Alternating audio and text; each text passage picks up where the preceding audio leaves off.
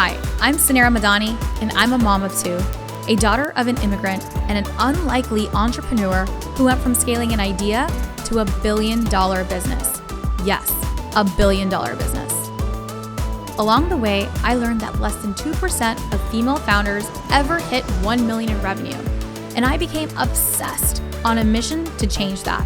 I believe that there is so much gatekeeping in business knowledge, and that we as female entrepreneurs should be learning from other female founders and leaders who have broken the statistics. Since I never went to CEO school, I've had to learn it all the hard way, but you shouldn't have to, because we believe that you deserve to have it all. And honestly, nothing bad happens when women make more money. Grab a seat because class is officially in session. Welcome to CEO School. Hello, CEO School. How are you? I am so pumped today for our fireside chat guest. Tiffany Demers is the founder and CEO of UpKeep, the first digital marketplace in the United States to provide on-demand, wait for it, medspa treatments. This is so cool. I'm so excited. UpKeep generated over 300,000% revenue growth in the first 6 months, literally after its launch. And Tiffany just finished raising a $2 million seed funding round. After an impressive career in high-profile positions at companies like Matrix, Wesco, and M3 Group, Tiffany took her eye for aesthetics and her leadership roles into pioneering into the digital beauty space.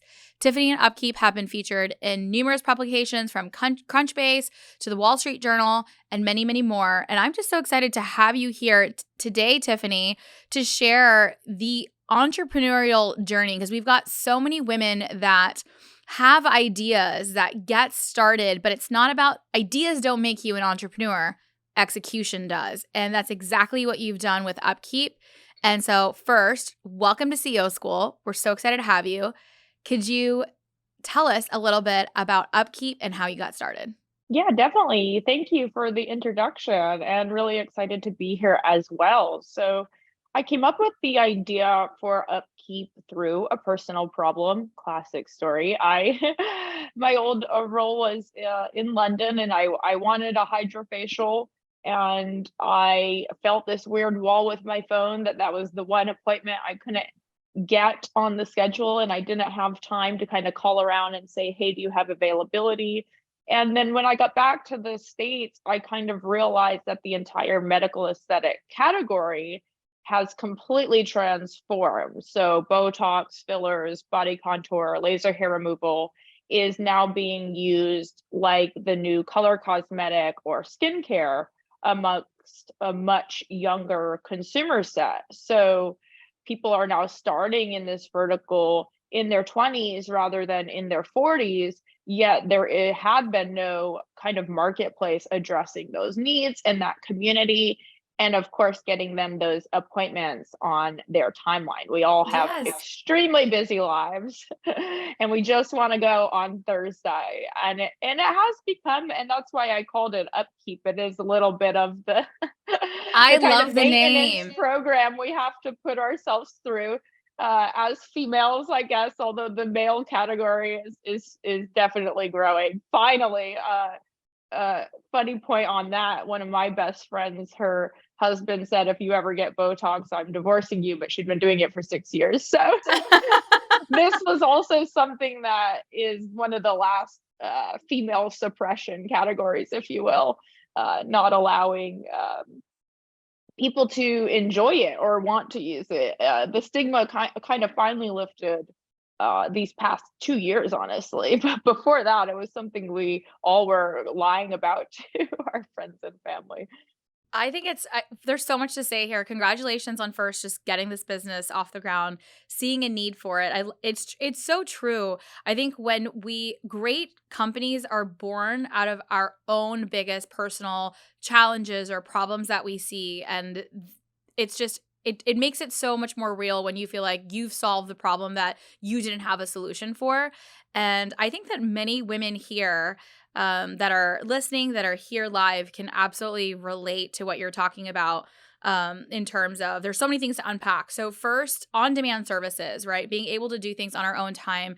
Life is so busy. I actually dislike using the word busy. It's full, right? But it's so over full with so much noise. There's especially in America, right? I think that I've seen across the world, I travel all the time, and life just works at a different pace here with our work being the priority in our lives. And so when that is a priority, we really don't get all the other time to do the self-care, to take care of ourselves, but there's still a laundry list of things that we have to get done.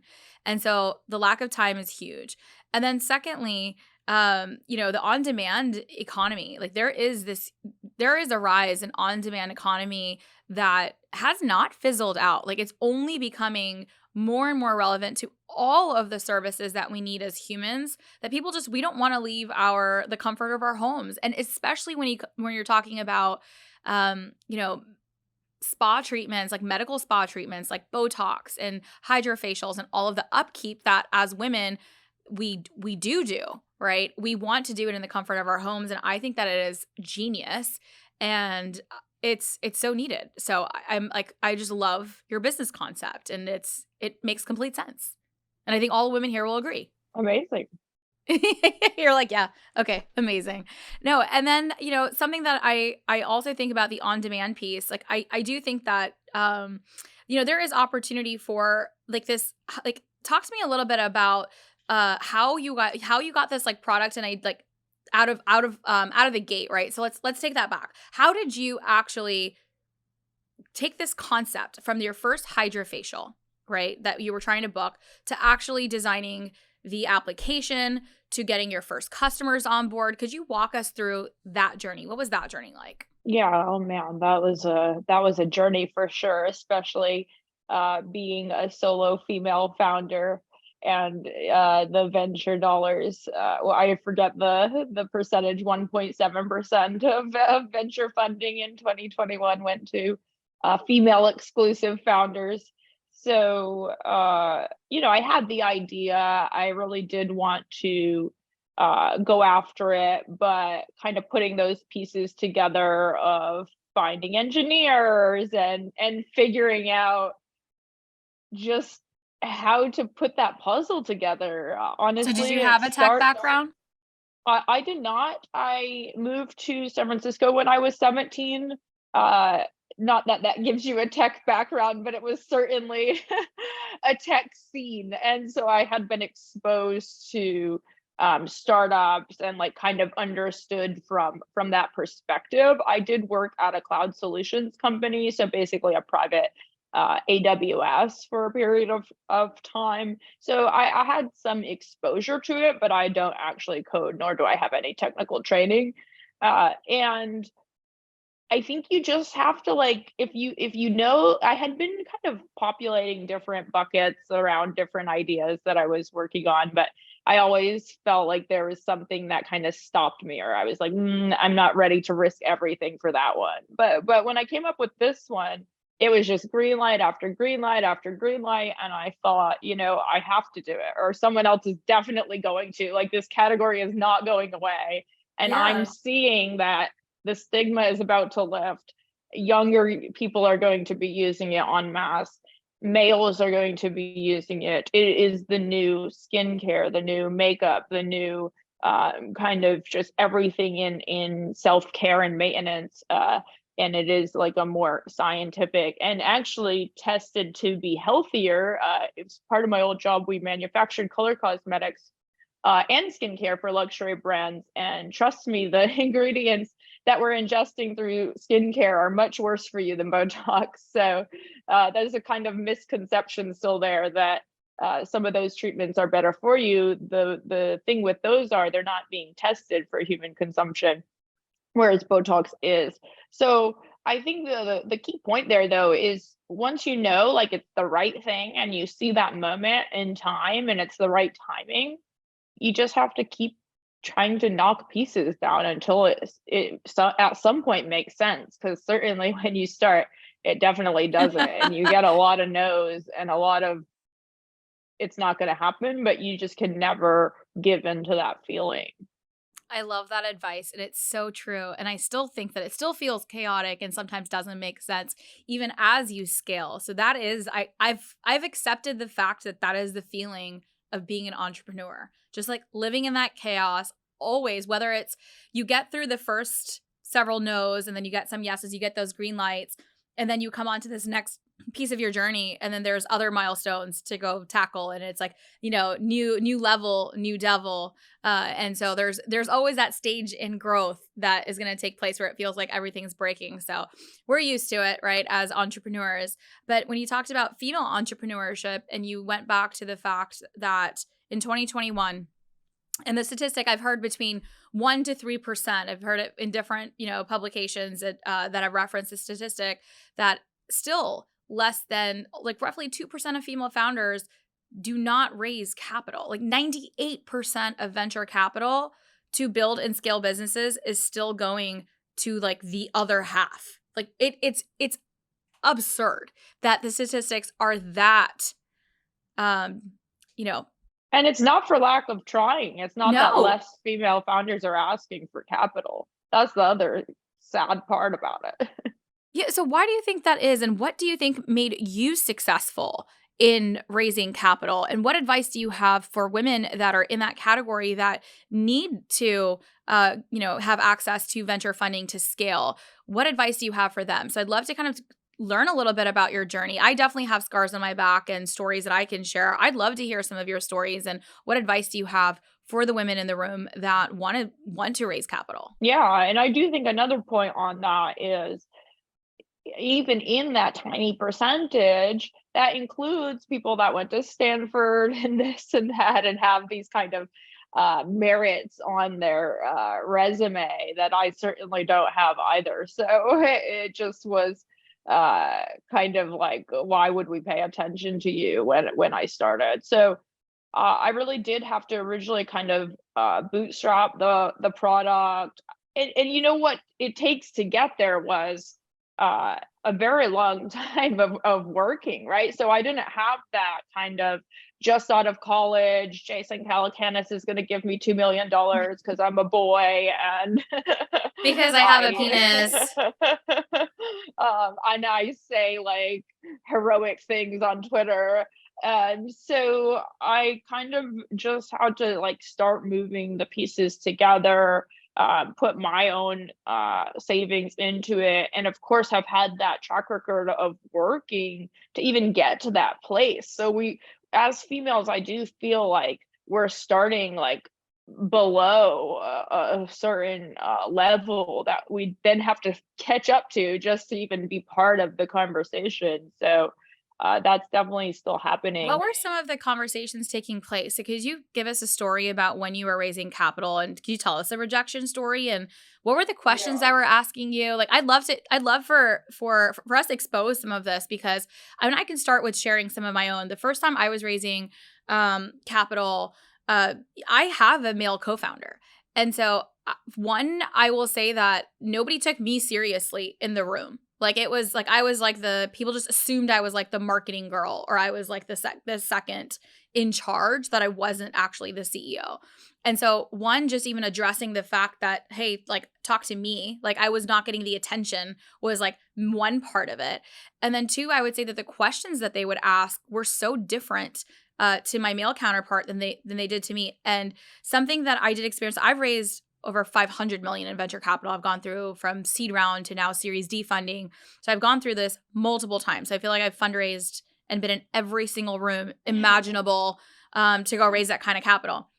But when I was pregnant, so in my Series A, I was pregnant with Mila, my first daughter at the time.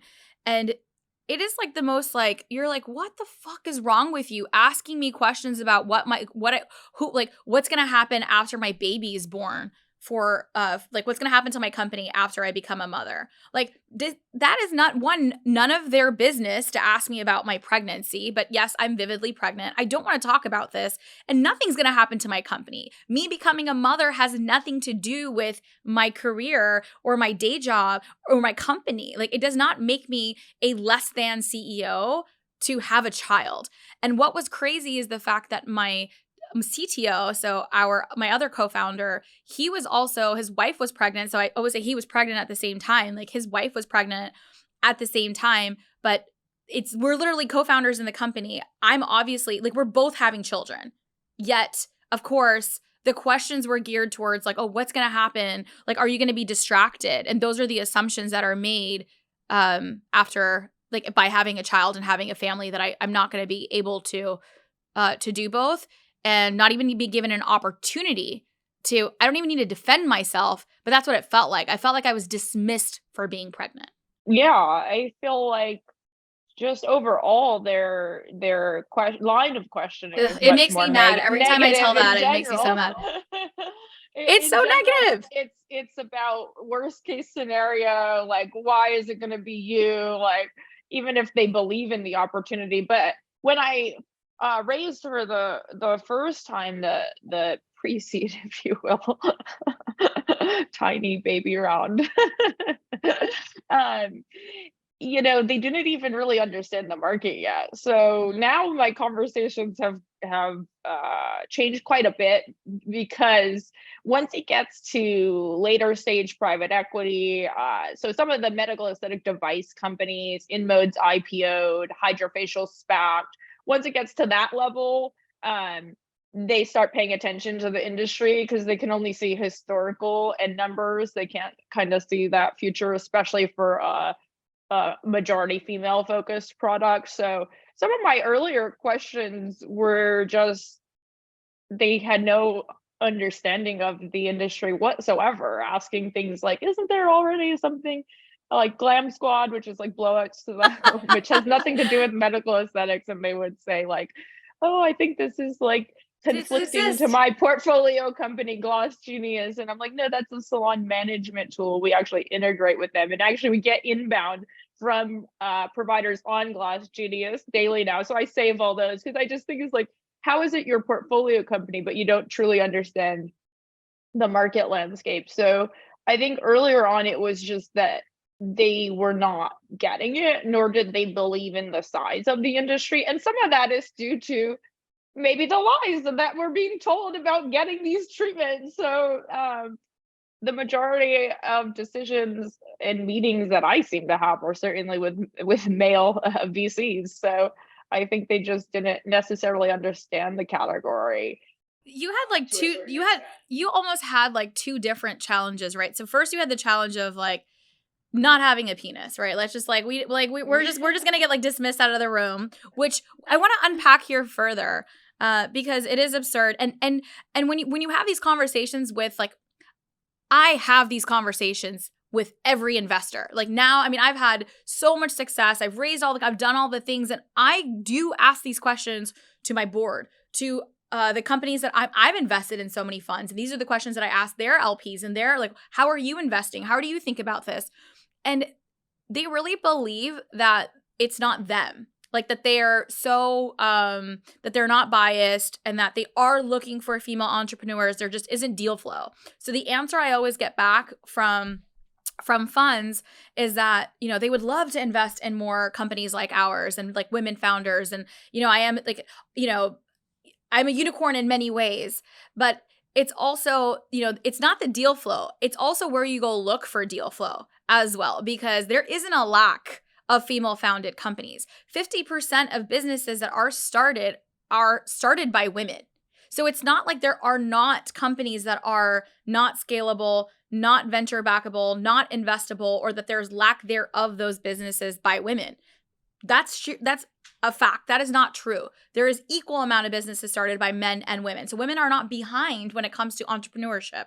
We are behind when it comes to corporate, having success from a leadership standpoint, and having a seat at the table from a corporate visibility standpoint, sponsorship standpoint, and leadership, having executive leadership and women in leadership positions. That is still at like 30%. So we are behind there. But when it comes to starting businesses, we're at parity. But still, when we start business, less than 2% of female founders ever even get to that million in revenue. So we can't even get to the first milestones to even go out to say we even have proof of concept to go get venture capital. And I literally think after now doing God, hundreds of interviews with amazing women like you, speaking, at I don't know how many conferences, mentoring over thousands of women at CEO school, personally living through, having all my friends live through it. I think my thesis that kind of sums it all up is that men are given investment for their potential while women are given investment for what they've done. And so Definitely, 100%. that's the difference. They can see it in a man, and because the people that are also controlling the dollars are men. And I think that's one of the biggest parts of the equation that has to change is we need more women at the venture funds, at the investing table, so that we can see it in other women, because men just aren't seeing that in women. So they're seeing that potential in the man. And for a woman, they just want to see what she's done. And because there's so many things that's already an uphill battle that we haven't been able to really make that amount of progress. So it's like this chicken and an egg, this constant conundrum that we're in. And it's insane that it's 2022 right now. It's about to be 2023. And the stats are, it's not even 20% of capital. We're talking 1.7%. And it's wake the fuck up, world. This venture world and the investor world, consumer product world, the whole world. Let's just wake the fuck up and let's do something about this. And there's so much that can be done. So that's my overall I just thesis. had a call where the guy told me, oh yes, I asked him was he interested in the vertical, what did he know about the space, did they have anything else in their portfolio, how much was he involved, and he said, no, I'm looking for a specific type of founder. I can find the next Mark Zuckerberg in Budapest. I'm okay. What does that even mean, right? What does that even mean? The next founder is sitting right in front of you. A certain type of person that matches, narcissistic, male, white, sorry, it's not gonna be me. So I think they're looking for certain traits that have had success. And to be fair, narcissism gets you very far. If you don't believe that you can fail, and you have the confidence that you don't really deserve, you can withstand quite a lot of negative feedback. So I do understand why some of those traits are valued, but I do think we need to start looking at it in a different way and start valuing more feminine traits, if you will, which are empathy and kind of building something in a different way. There's kind of run through a wall, break everything, scorch the earth, style of leadership, which is the only one that's kind of is valued in society. Yes. And they basically just try to train us to be a man in a skirt, to behaving that way. But there was no talk about actually valuing different things. I agree with you 100%, 100%. This is literally the exact problem, right? I think we are put in such a box, this should category of what it needs to look like. And this is why representation matters more than ever, because we need to see those examples of the Budapest Mark Zuckerberg's narcissist white. We don't need to see that. That's not the only that might be a definition of what has proven to be successful, but there is also women like you and me. I'm a Pakistani mother of two, 34-year-old immigrant kid, right? That also built a $1 billion business. And we need more of these stories to come out so that it's unfortunate, but that proof is what they're looking for. And it's just such a fucked up cycle. And there's so much to be done about it. I even have tips on what we can do as consumers, but I'll get there in a second because I want to come off of this. I get really heated when we talk about venture. Well, no, I know, but I think that's the core problem that I've taken away, is that I don't think there's any progress being made, because all I think that's happening is we're teaching females to behave like men and fit into the Mark Zuckerberg of, Elizabeth Holmes, she went that type of route. This is the kind of display that you need to have that's well over the top and just not necessarily a style that comes natural to everyone, but you can't really be seen or heard unless you behave in that way, and I don't think anything is changing with that. I think we're just teaching females to behave that way, in that manner, and I don't want to say male, female, but in the manner of X, Y, Masculine and energy. It's Z, the which energy. they're It's the looking for. Yes, absolutely. And it's so it's so true that that is what is accepted. And I myself, like I will tell you, like I have had, and I think for the audience that has been following my journey, and I'm just happy to kind of, you know, share a little bit more again. I was I feel like I've gone through my own phases of this. And I feel like when I actually found myself as CEO was almost 5 years into my company. I felt like I was behaving, like I said, like a man in a skirt. Like I was trying to be somebody that I naturally wasn't. I overly tended to masculine traits that I had. It's not that I didn't have, we all have masculine and feminine energy, but I felt like I had to lean towards a certain style to fit in.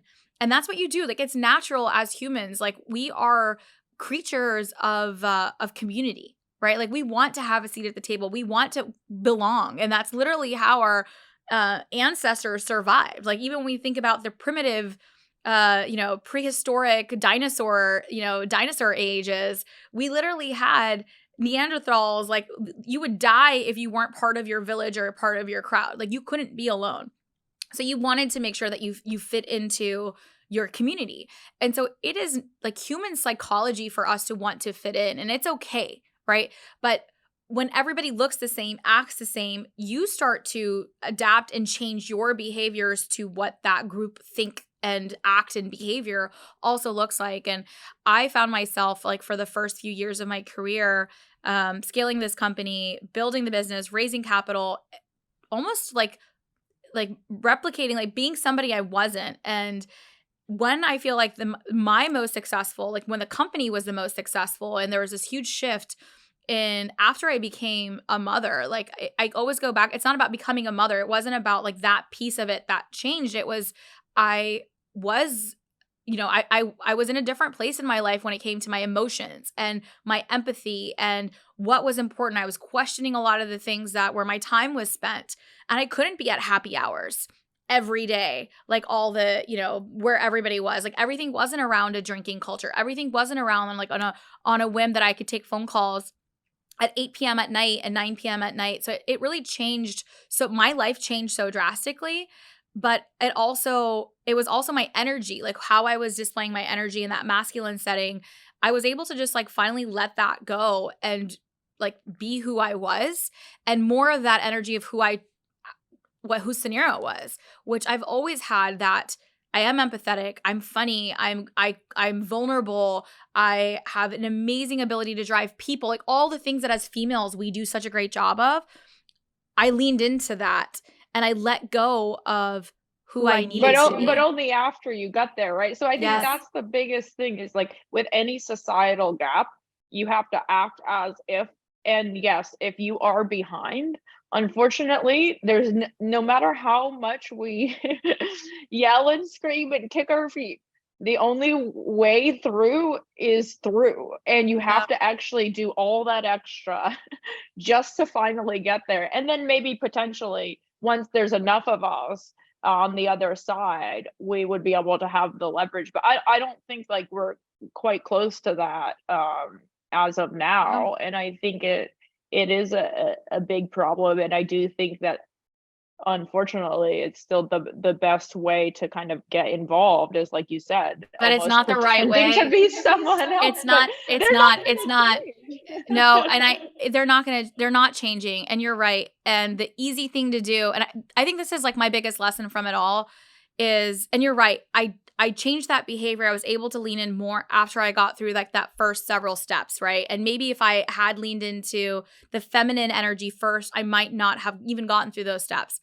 But I will say that if I look back, the advice that I would give myself was to never like to stay true to myself from the beginning. But because I will say that the success of my company actually changed after that trajectory of myself. And I did see my style in leadership, the way that I was able to like attract my talent, the way that my leadership team grew, like all of the things that also attributed to the success of scale was because I leaned into leaned into my feminine energy. But I hear you. This is a conversation we can definitely have for the next several hours.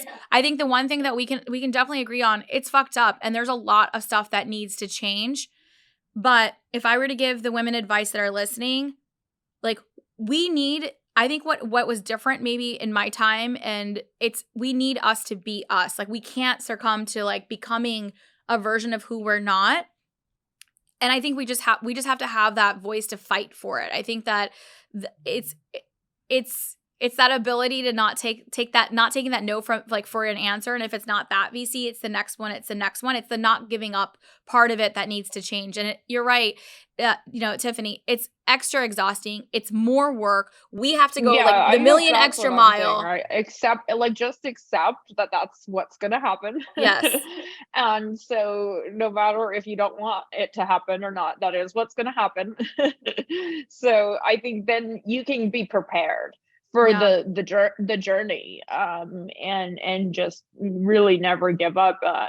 And to be fair, a male's entrepreneur journey is also very challenging. So it's not that it's not, but the trait remains the same, and we have that extra period in the early stages where it is going to be a bigger barrier to entry. The numbers don't lie. Like that's what it says. There's a bigger barrier to entry. So just accepting that and being willing to go through the pain and challenges of it.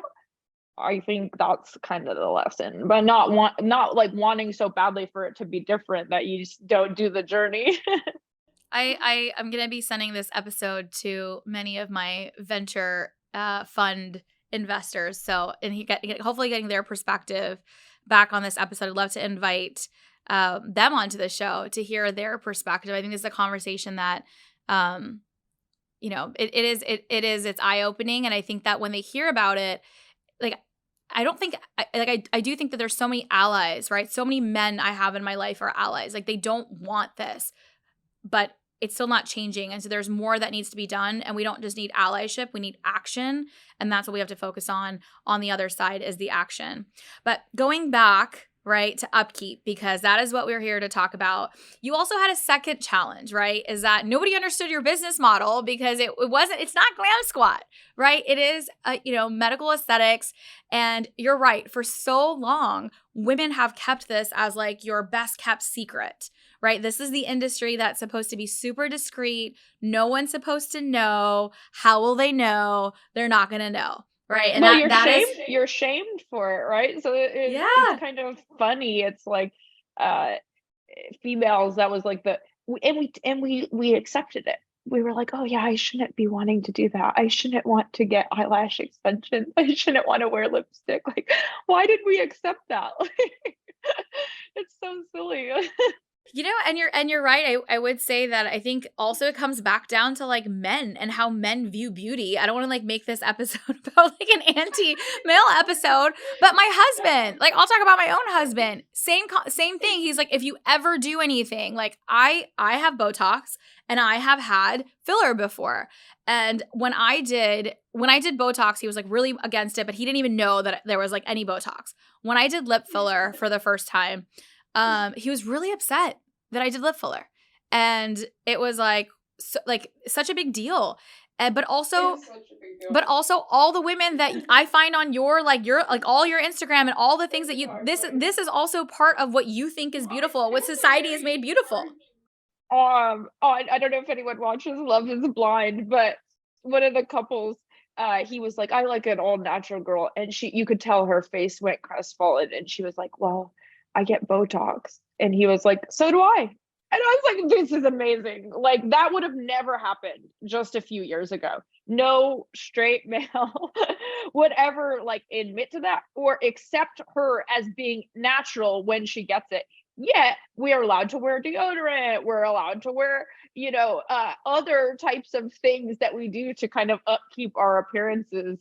It's just kind of fascinating that this one caused such a visceral, angry reaction. No, but even the concept of natural, right? It's like, okay, like this is even the concept of natural, like men always say, like, it's like, oh, I love you with no makeup, or like like, it's not natural, babe. Like the concept of beauty, of what you're told as natural beauty, is not natural still.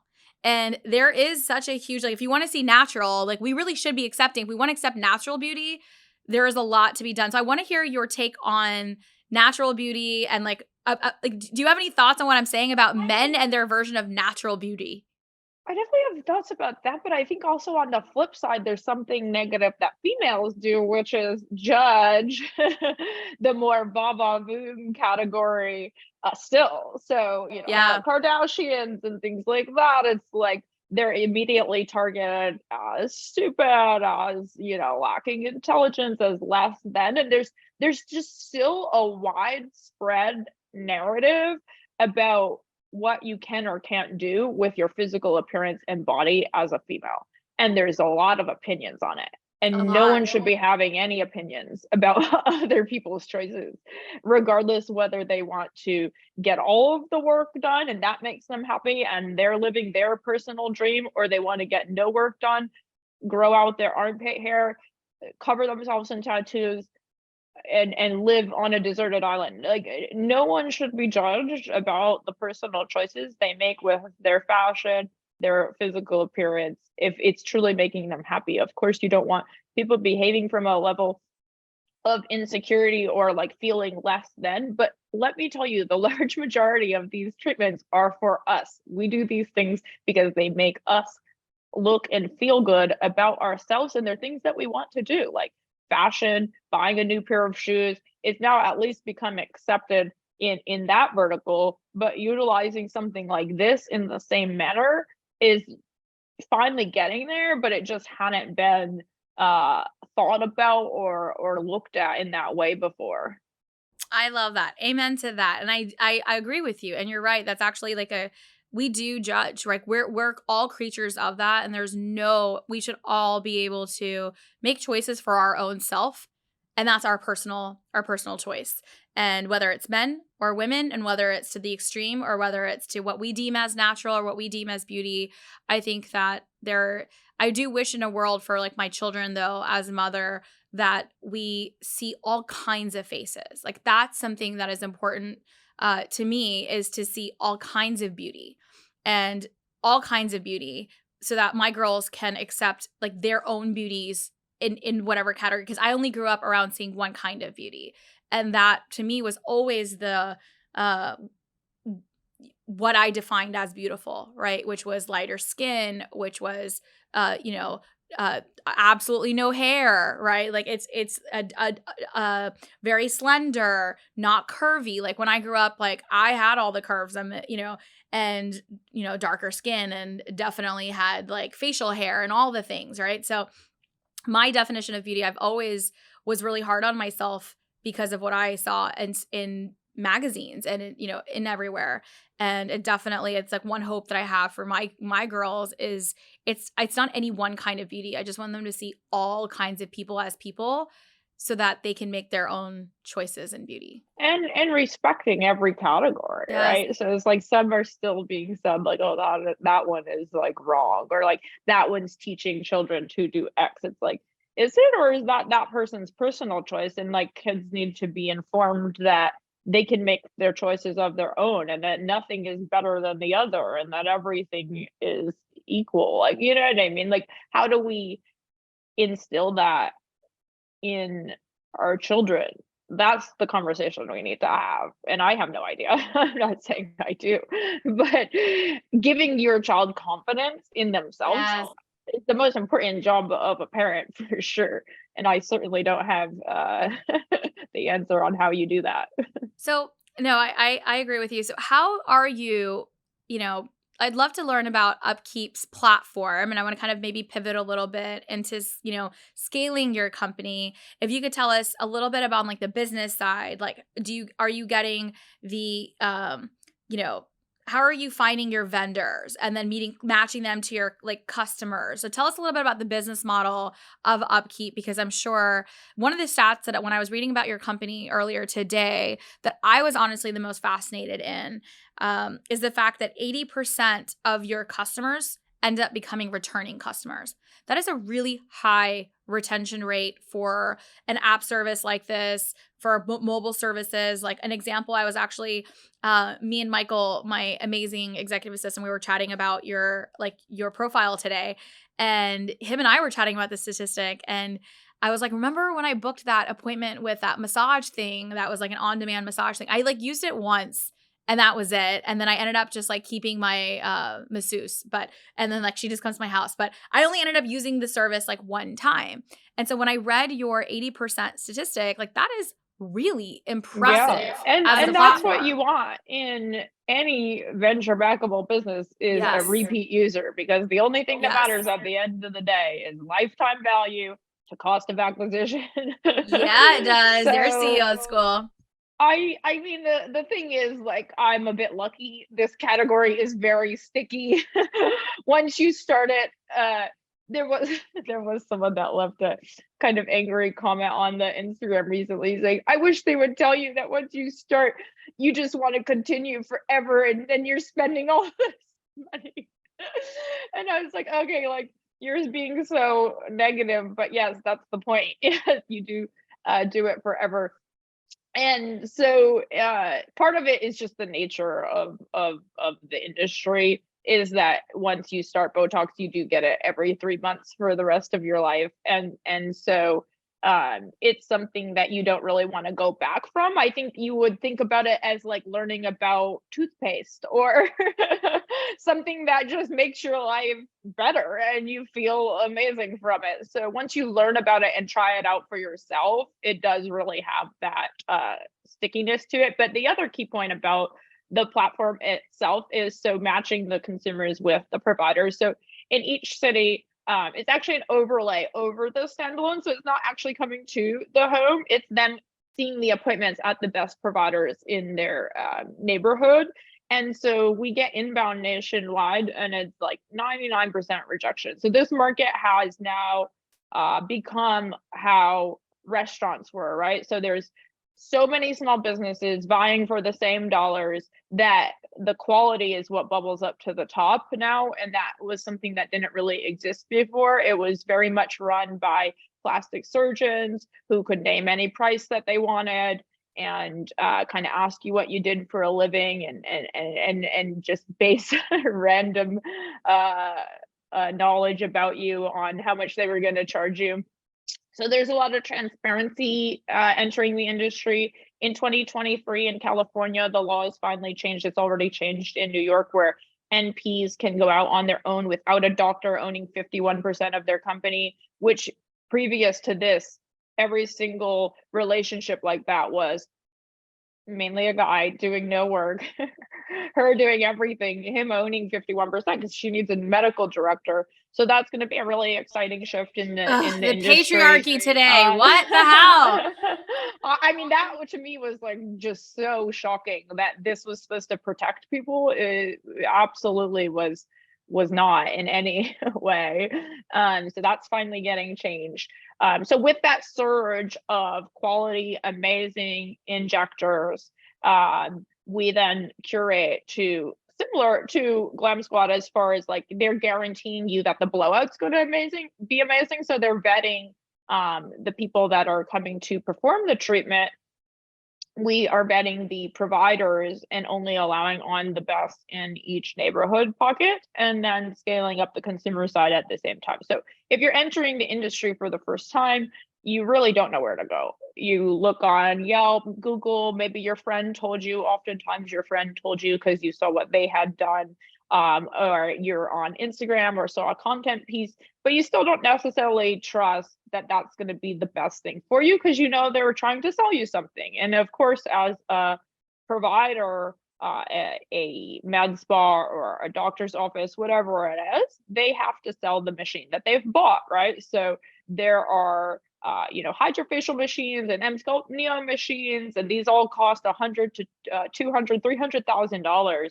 So of course the practitioner has to then sell that specific service to you. So there's just a kind of trust gap where we're actually picking what are the best for the consumer in the market.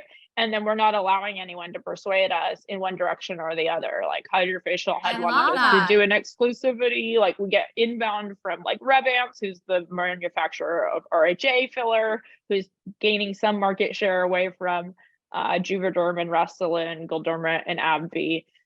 So the market itself is quite complex and interesting, but what we're trying to do and what we are doing is giving the best pharmaceutical companies, the best device companies, and the best providers in each city center. And so whenever the user uses the app, they can trust that they're going to have a 5-star experience. And that was something that just didn't exist prior to that. It really was like search and pull and hope for the best. I think it truly is so remarkable how you thought of this, and you're right, because the doctors have to push the products. This is pretty much an unbiased view, and then you're vetting the doctors. You're vetting the service providers, injectors, the service providers, and it's local to the area. You can get the appointments when you want. It's guaranteed to be from a trusted source, which is all we look for. And honestly, because of how hush hush the industry is, like, I mean, I talk to my girlfriends about, what they use, what they're not using. So we have these conversations, but a lot of people don't, right? And they're like, I want to explore, let's say it's a non-surgical, Emsculpt or a cool sculpting or like a fat loss treatment or whatever. I don't know anybody that's had it. Like, how do I go? Like, do I just like blast my network? Like, who do you ask? Right? Like, And there's a lot of misinformation out there. There are a lot yeah. of machines out there, and there is a lot of money being spent on trying to convince you that one is the one that you should be using. So like weeding through all of that information as like an average customer that's not dedicating their life to understanding it is not possible. So we're trying to be that kind of filter with all the noise in the industry. I think it's so fantastic. How can we check out UpKeep? So how do we, sign up for it? What cities are you in today? What's your plan for scale? So how do we find you? And then what's next? So you can find us in the App Store if you just search UpKeep, and then also our website is upkeepbeauty.com, and our Instagram handle is at upkeepbeauty. That's also our TikTok handle, and we are in Los Angeles, Orange County, San Diego, Miami, Palm Beach, and most recently New York. Yeah. And we will be going to Texas shortly after that. And so what's next? Is it just opening up the markets? What's next from a company standpoint, team standpoint? Are you building your team? Are you looking for your next round of capital? Tell us about the growth and tell us what's next. Yeah, so definitely the expansion throughout the US. We also get, kind of comments and inbound around when are you coming to our city? So that's really encouraging to see. And we'll make that cross booking just kind of double down. So we do have users that, get a hydrofacial in LA and then get a hydrofacial in Miami and then get a hydrofacial in New York. So opening the app and being able to use it in all of those markets, of course, is very important to us. And we're not raising right now, but we will at some point. the never ending raise. I know you probably feel the same way. I think every entrepreneur feels the same way. That the capital raising and running the business is just a consistent thing that never ends. Then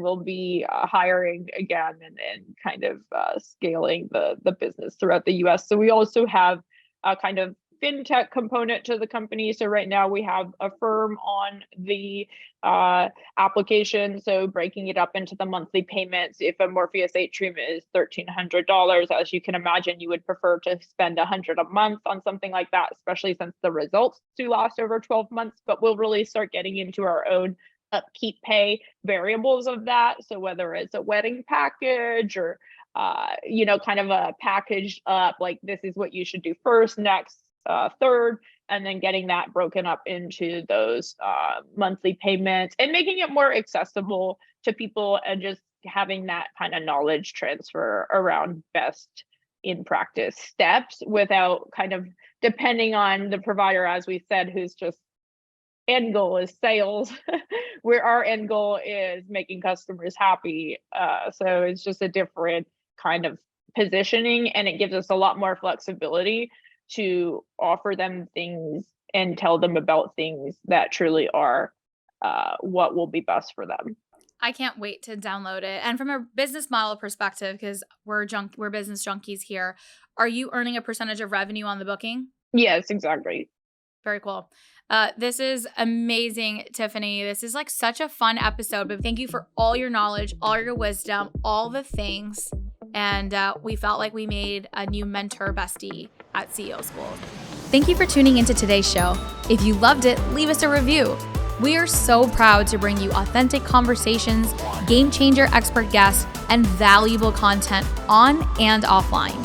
The best compliment you can give us is by screenshotting today's show and tagging us on Instagram at CEO School and at Sanira Madani. We are obsessed with swag, so don't be surprised if we want to send you some. Thanks for tuning into class today, and remember, nothing bad happens when women make more money.